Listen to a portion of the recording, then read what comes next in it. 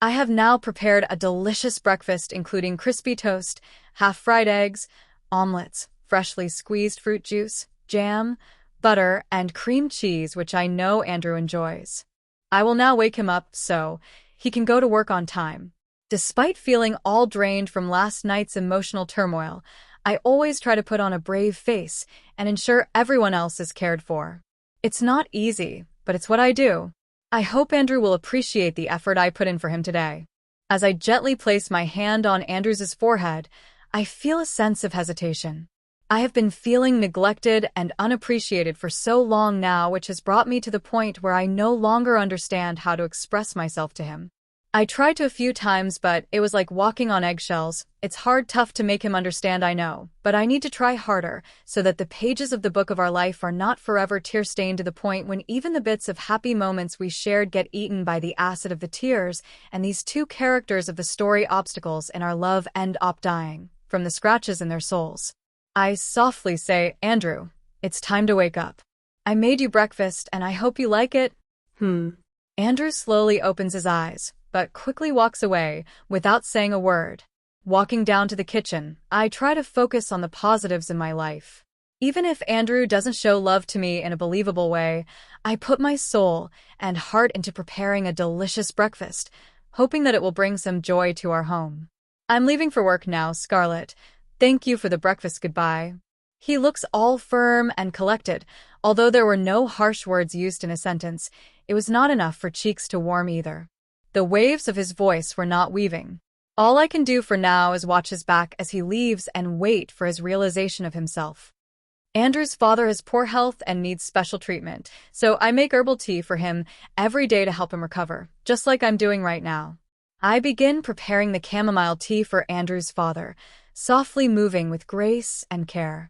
I add the optimal amount of dried chamomile flowers into the kettle, measuring each one before adding it to the mix, as I pour boiling water over the tea leaves, releasing a fluttering sound, grazing at them as they dance and swirl in the water, unleashing their calming and healing potency. I stir the tea slowly, inhaling the sweet, soothing aroma, feeling a sense of peace wash over me. I know this tea will bring comfort to Andrew's father and help him on his path to recovery. As I finish preparing the tea, I am filled with a sense of satisfaction knowing that I can make a positive difference in someone's life, just like I did with the breakfast I prepared and served to Andrew before he left for work. There is something special about taking care of others, and I feel grateful for the opportunity to do so. I start brewing the tea delicately and attentively into a glass cup as the sizzling and hissing of the tea dives into the cup. It is letting the tea astonish its beauty for the person awaiting its therapeutic potency, sprinkling petals of the chamomile flower, gently breezing its delicacy. Good morning, sister-in-law. A cheerful tone reaches my ear. It's Amalia. As my thoughts wander, push them aside and greet her cheerfully as well. Good morning to you too, Amalia. How did you get the thought of greeting me? Just thought so. Sister? I can't find my charger, and I'll be late for college. If I don't find it, can you find it for me?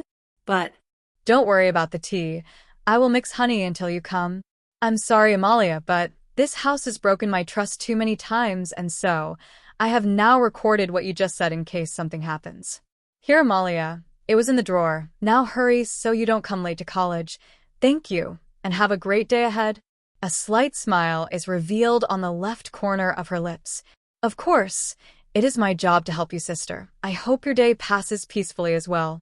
How unusual. Small waves of worries are slowly rising within me while my mind is trying its best not to distract me from the tension as I walk towards his room to serve the tea. I put on a healing expression as I serve the tea. Here you go, dear father. I've brought your delicious chamomile tea. Please enjoy. Cough, cough.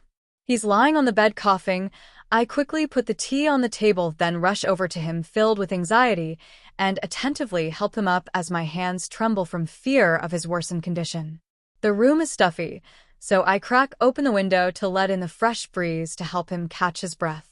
I then bring out the bed table, making it easier for him to drink, then put the tray with steaming hot medical tea on it, so he can warm up his body and sober up from its soothing properties.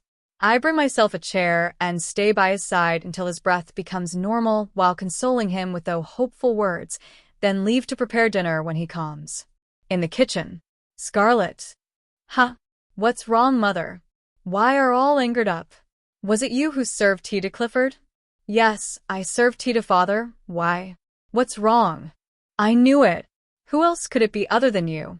What are you talking about, Mother? Oh no, wait, don't tell me. Amalia? No, she couldn't possibly, to her father. Can you please tell me what happened, Mother?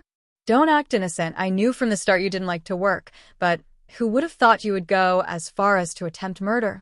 Attempt murder? But why?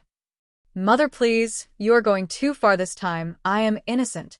All I did was serve him some medical tea, like I always do. Well, of course, you wouldn't accept right away. I'm calling Andrew. He will make you confess, and the doctor to check on his condition. Confess what? I have not done anything. We'll see today whether you admit or not. 20 minutes later. The doorbell rings. I muster up the courage to open the door with confidence and no trembling, even while shaking from fear on the inside. Welcome back, Andrew. Where's Mom? And why was I called in such a hurry? What happened? I should explain the situation to him before anyone else. Why would she tell you? When she is the reason for the sudden call. What are you saying, Mother? I'll tell you in a while. Let the doctor complete your father's checkup first, which was caused by your wife. Andrew's eyes go in while he looks at me. Why do you look doubted, Andrew? Finally, the doctor is here. Mother-in-law steps forward, asking, what have you found out from his condition? Why did he not open his eyes when we were trying to wake him up? The doctor will only talk about what made him like this, not about who was behind it, so Andrew won't assume I did it. Right?